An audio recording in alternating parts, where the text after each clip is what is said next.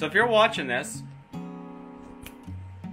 we're in trouble because, as you recall, the Rangr motor was not in very good shape. But I put together a little series and we're gonna walk through this together, and I'm gonna show you what I've done, and I put the motor back together. So thanks for watching Overland Garage and stay tuned. So here's an experiment. I don't know if it's a good one, but I'm gonna try to wash some parts in here. This is an old dishwasher and it still works, so here we go. Let's see what it does. So I got this intake manifold here out of the dishwasher.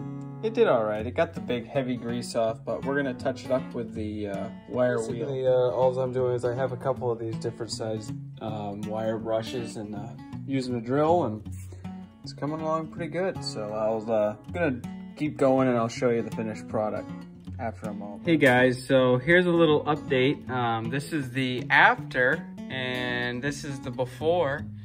And these were black if you had noticed before, but what I did is I sprayed these with the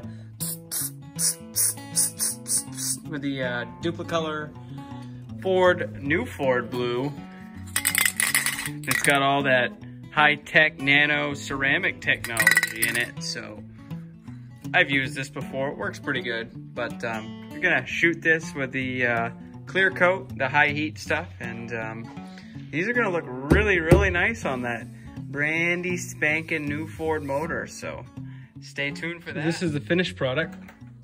Paint's all drying, and it's all been and all done, and so yeah, these look really good. I'm not even kind of impressed with myself right now. Well,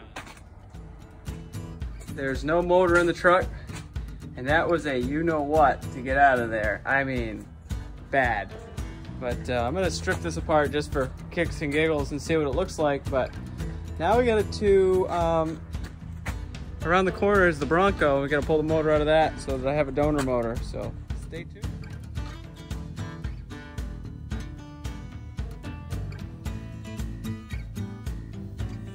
So this is the motor I'm gonna be putting in the truck. Obviously, I'm gonna pressure wash it, clean it up a little bit. And you wanna be careful when you're doing this that you don't get a whole lot of water inside, shot right up inside the motor, because you might rust it out and blow stuff into stuff that doesn't need it, like bearings and such. So I'm leaving the oil pan on for now, then I'll take it off and clean everything up real good and put a nice coat of oil on everything else, just to make sure that any of the dirt that might get trapped in there, we're gonna try to get it out. This motor unfortunately had mud in it, which is a little scary, but I'm gonna change every single one of these freeze plugs and we'll go from there. So I'm gonna do some pressure washing, clean it all up. I'll flip it over and clean the top of the engine block off and see what we got to work with, but stay tuned. So a quick update for you guys. I'm just getting ready to spray it blue, so all cleaned up and ready to spray. So I'm actually gonna go downstairs and finish with the heads and do a little bit more on this. Just maybe one more coat of clear, and then I'll be slamming the heads right back on there. And then I can slam the oil pan up and put the rotating assembly back on. And then just carefully drop the distributor in. And then, oh yeah, I forgot the intake. This area here, we're just gonna be real nice with this area here. But it's really clean, and I'm very impressed with how this motor is looking.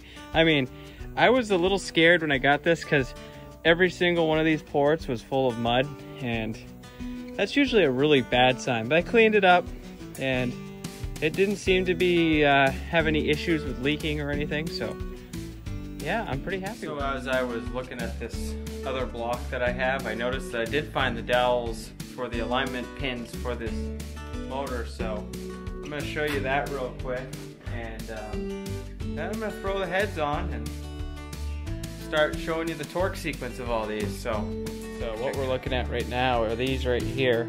These are the alignment pins. There's two of them on the top, on the bottom of the cylinders. So that's what aligns the heads up. So I'm gonna actually put the heads on right now, and then we'll talk a little bit more. Now, let's see if I can find the right heads here. This looks right. And you want to be gentle when you're putting these on. You don't want to smash around too much and bang into things, because if you're not careful, you could ruin that brand new head gasket. And I'm just going to throw a bolt in there prematurely just to hold it in place, but just put a couple in there just so it doesn't run off on me.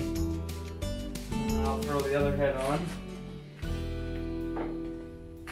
Well, let's go with 3.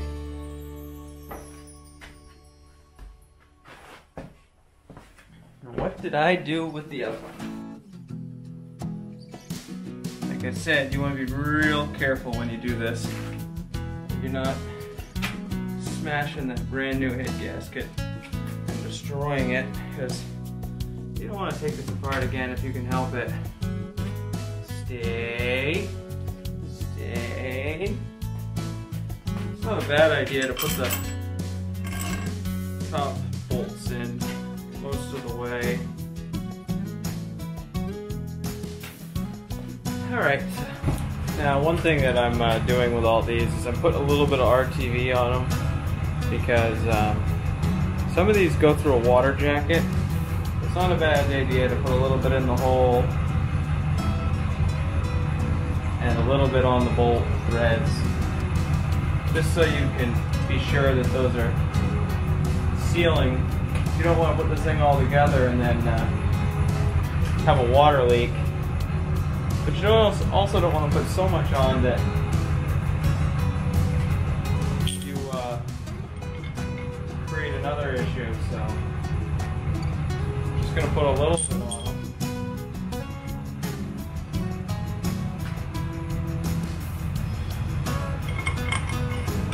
So I'm going to do this and get these all kind of close, and then I'll show you the torque sequence.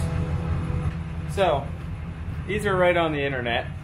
You can get these. This is torque specs and the process to do it. So this has a 3-stage process. It's 35 foot-pounds, 55 foot-pounds, and then turn all the bolts 85 to 95 degrees in this sequence. So I'm going to get that done, and then these heads will be on the truck permanently. And get one of these torque wrenches if you can.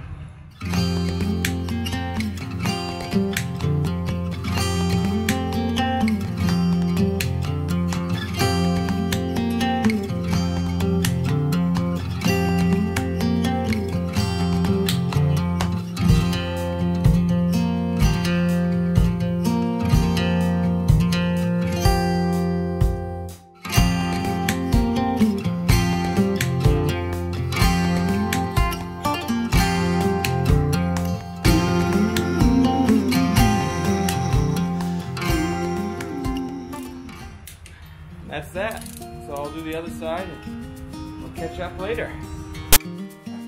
So I skipped a step with you guys, but what I ended up doing a few minutes ago is I put all these rocker arms on, and I put the push rods in, and these are all brand new push rods, just because I was unsure of if I was going to be able to use the old ones, and I wasn't, because the old ones were not the right size. They were too long, because I didn't have a roller cam in the other motor, and this one is a roller cam. So I changed all the push rods and put all the rocker arms on, but I'm gonna be putting the intake manifold on and the valve covers on, and then I'll just be buttoning this thing up and throwing the distributor in. So keep watching, and we'll go from there. Well, good morning, guys.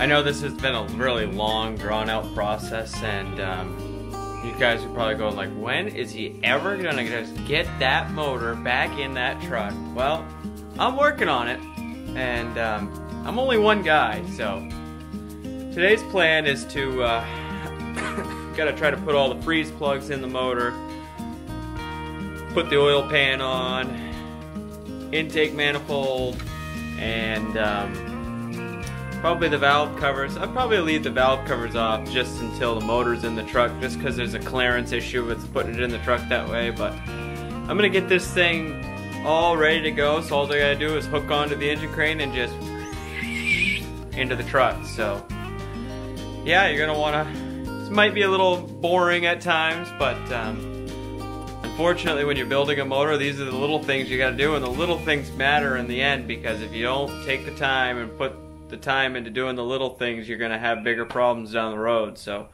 stick around and let's get this thing done. Now when I'm putting these freeze plugs in, I always put a little bit of RTV on them just because, and then trying to socket that's about as close to the inside diameter when you're putting these in, and then yeah, it's basically just kind of place them in there. And you don't want to go too crazy with this. You don't want to knock the thing all the way inside the block.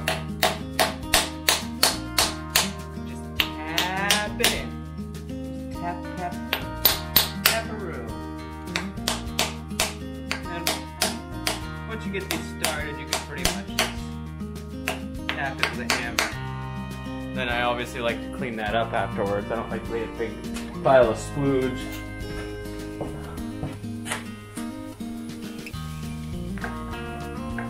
That's it. That's one freeze plug, and I'm going to install the rest of them, and we'll throw the oil pan on. Now that I got the whole rotating assembly on, the heads on, and everything squared up down there, freeze plugs in, now I'm going to clean all this up as good as possible. I'm not going to spray it down too much because it's already got a lot of oil and stuff in it. I just want to make sure that this surface is clean, and then these mounting surfaces for the oil pan gasket are clean, because we're going to have to put a bead of RTV around in these corners especially so that these seals don't leak. And then I'm going to put the oil pan gasket on and put the oil pan back on, but you got to make sure that all this stuff is really clean or you're going to have leakage. So that's what we're going to do next.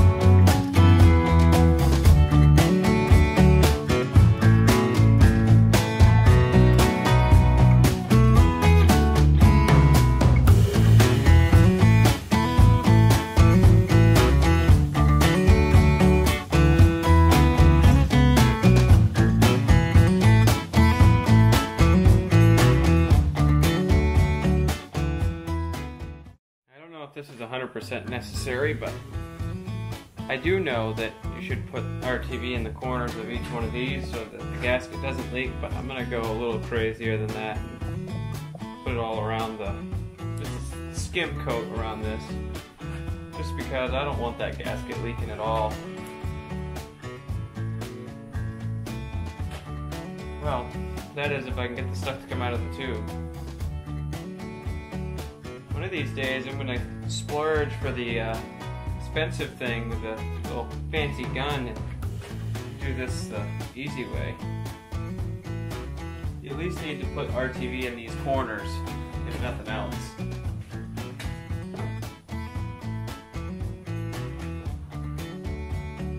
Don't be afraid to put a good coat in there. And see that right there? That's what happens if you don't get it completely clean. That's why you need to make sure there's no oil in there, or the RTV won't stick. Take back what I said a minute ago. I'm not going to put RTV all over this because I don't want that squishing down inside the motor and having RTV plug up an oil galley or something. So we're going to stay on the safe side and just do what I need to do.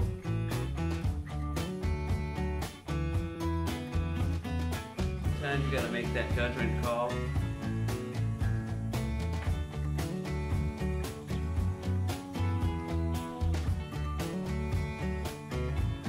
Definitely want it around this because these are prone to leak areas on Fords.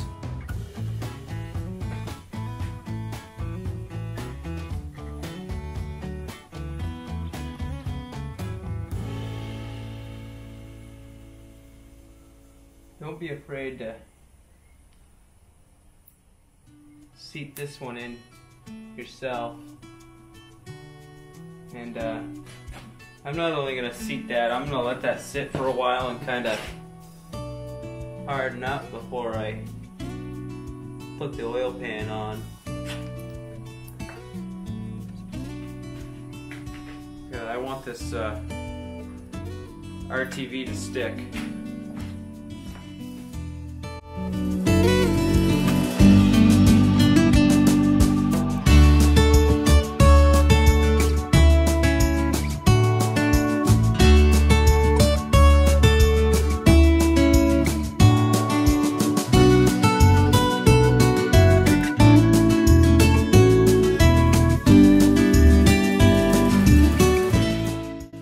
Another thing I thought I would do while I was thinking about it is I started putting all the oil pan bolts in, and I decided I should probably replace all of them. So I replaced all of them.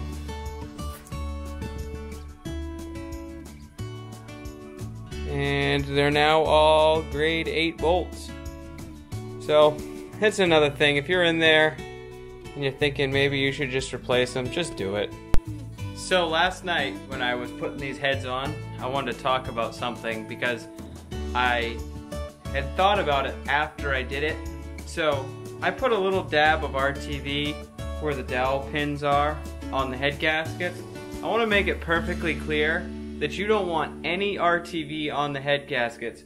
It's okay to put a very, very tiny dab on the very corners where the head gasket sticks out from the head so that it doesn't touch the head gasket and the head, because what happens is RTV interferes with the clearance of the head gasket, and if you tighten that down and torque it down, as soon as this thing comes up at temperature, it's going to burn that RTV out and it's going to blow that head gasket. So you do not want RTV on that head surface at all. So I did have to put RTV on the bolts themselves because there's water jackets in there. But you want to be very careful with the RTV that you don't get it near your head gasket surfaces. So that's just something I wanted to add in to kind of think about. But I've got the intake manifold on. I'm going to show you that. I'm just going to put the washers on and the bolts in and then torque it down. And then this motor is ready to go back in the truck. So that's exciting. So I went ahead and cleaned all the bolts up, and I got some new washers because I didn't like the looks of the old ones, and they were too small because these holes are a little bigger. So I'm just gonna throw all these in and torque this intake manifold down.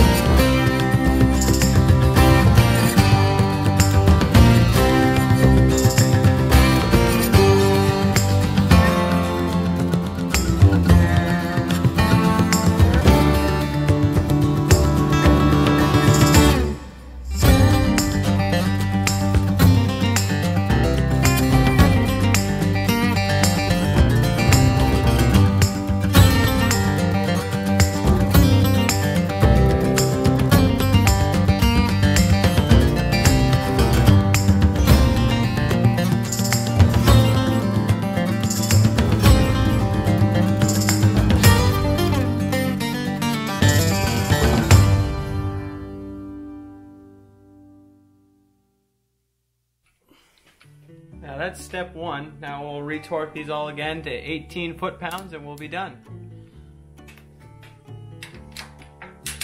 So this isn't exactly a sequence, but rather just double checking. Center bolts usually will be tighter sooner. And this is why there's a sequence, because they don't always land the same. That's why you do this sequence, so that it achieves the same flatness all the way around. Or should I say pressure. There, all torqued. So I've reached the end of this motor build as far as I can go until I get the clutch parts, and I got a couple of other parts that I'm waiting on in the mail, but I'm just going to show you what it looks like, and I'll probably set the valve covers on it just so there's no dirt getting in it, but I will be uploading the next video you'll see is this motor going in the truck. So I'm going to show you what I've got so far. I'll drop the valve covers on just so you can see what it looks like, and I think you're going to like it.